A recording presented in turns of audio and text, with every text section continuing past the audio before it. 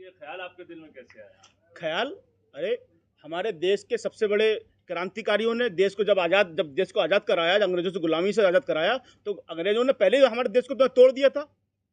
तब आज हमने भारत जोड़ने का काम करा, हमने वो तोड़ने का काम करा, हम जोड़ने का करा। उसके बाद में भी राजनीतिक पार्टियों ने हमारा बांटने का काम करा। अब हम जोड़ने का काम कर रहे हैं। किस तरह से भारत को किस तरह से भारत को जोड़ना है? भारत को जोड़ने के लिए हम जैसे युवा लोग हैं, हमारा समाज है, कौम है, धर्म है, सभी धर्मों को मिलाकर, सभी कौमों को मिलाकर एक मजबूत संगठन बनाया है जिसका नाम भारत जोड़ो पार्टी है। लगभग सभी राजनीतिक पार्टियां यही बात कहती हैं। वो राजनीतिक पार्टियां कहती हैं, करती कुछ नहीं है। वो हमें लाइन में लगाती हैं।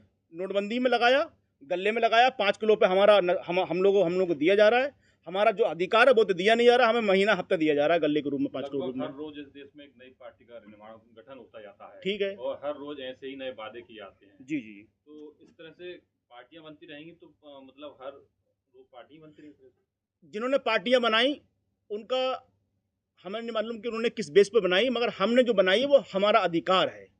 हमने अपना अधिकार का प्रयोग किया है। भारत के अंदर सबसे बड़ी जनसंख्या मेरी, सबसे बड़ा समुदाय मेरा, सबसे बड़ा इंसानियत मेरी, बाबा साहब, देश का संविधान, ये सब निर्माता हैं हम लोग। उस निर्माता की कौम है, नस्ल है उनकी, हम उनके वंशज हैं हम लोग। तो हमारा काम है, भारत जोड़ो हमारा है, देश हमारा है। पार्टी बनाने का अधिकार है, मगर उनके पीछे सपोर्ट किया है। सपोर्ट है नहीं, पार्टी बना के आप आगे कहाँ से आ गए? आपको कौन पूछ रहा है आपके लिए? हमारे पीछे सपोर्ट तो है। हमारा भारत का आज तीसरा, भारत का सबसे पहला अगर संगठन आप आरएसएस को मान लें, दूसरा आप बामसेप को मान लें, मगर तीसरा का नाम आएगा विश्व के अंदर, भारत के अंदर, तो वो हमारा संगठन का नाम आएगा। ये मजबूती हमारी, 1200 जिलाध्यक्ष हैं भारत के अंदर, हमारे करोड़ों कार्यकर्ता हमारे पास में है। हमने 15 साल 20 साल जो काम किया, डोर टू डोर काम किया है देश के अंदर। तो आगामी चुनाव में आपकी क्या भूमिका रहेगी? 2024 लोकसभा 350 सीट हम लोग लड़ने जा रहे हैं देश के अंदर। 25 राज्यों में, कम से कम 25 राज्यों में हम विधानसभा लड़ने जा रहे हैं 2024 में। सर आप बरेली से आते हैं। 80% आबादी जो है 5 किलो राशन पर डिपेंड है। इस व्यवस्था को आप किस तरह बदलेंगे?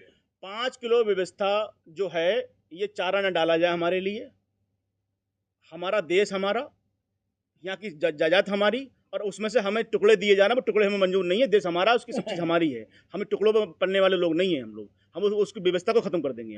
हम ऐसे हम कर लेंगे कि वो उनको व्यवस्था, जो 5 किलो गल्ला ना लेना पड़े, 5 किलो गल्ला वो बांट सकें वो लोग। हम उनको ताकतवर मजबूत बनाएंगे। ताकतवर बनाने के लिए हमारे पास में आइडियोलॉजी है, थ्योरी है, उस पर हम काम करेंगे। हमने वर्क किया देश के अंदर 20 साल, और हमारे पूर्वजों ने जब से देश निर्माण हुआ तब से काम करा। हमें मालूम है देश कैसे चलाया जाता है। क्या एजेंडे रहेंगे? एजेंडे ये हैं कि देश को एक करना है, भारत को जोड़ना है। जो टूटा पड़ा है, बिखरा पड़ा है, सभी जाति धर्म बिखरे पड़े हैं, समुदाय बिखरा पड़ा है, उसको जोड़ने का काम करेंगे हम लोग।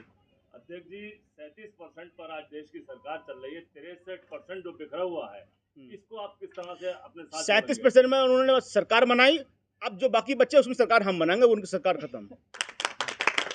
आपने कहा भारत जोड़ रही, कुछ समय पहले एक नेता निकले थे कन्याकुमारी से कश्मीर तक, उन्होंने भी भारत जोड़ो यात्रा। उनका नाम क्यों नहीं लेते आप? सीधा राहुल गांधी निकले थे ना।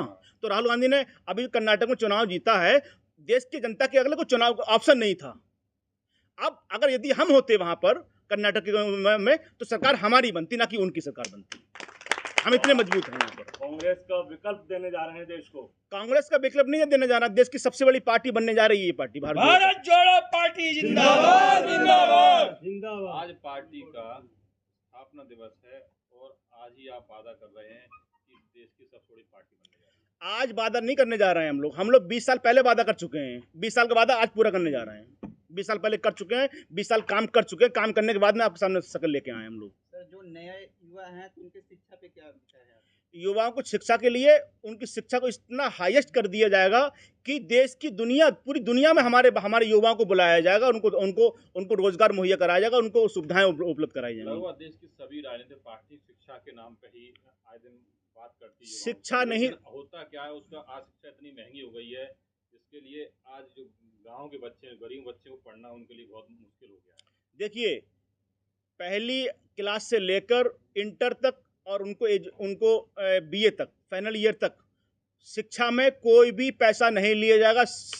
मुफ्त पढ़ाई की जाएगी और उनका जो हक है, 1 रुपया नहीं लिया जाएगा पहले क्लास से लेकर और बीए तक।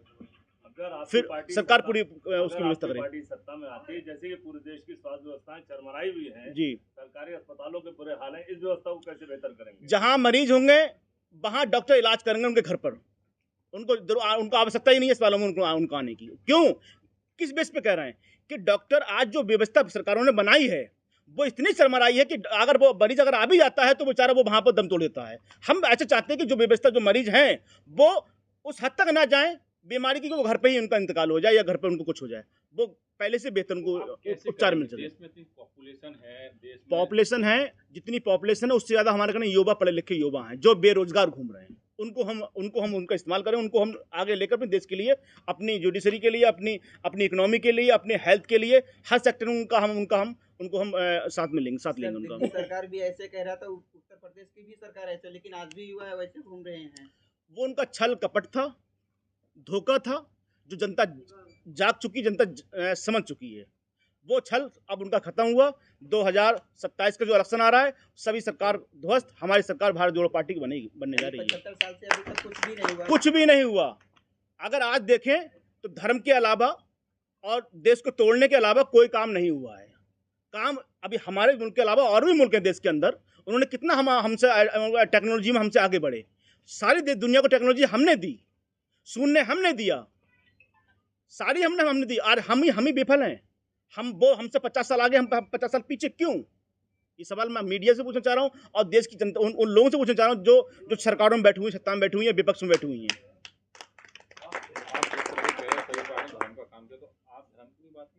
ना, धर्म मेरे घर तक सीमित है, मेरे स्तर तक सीमित नहीं है।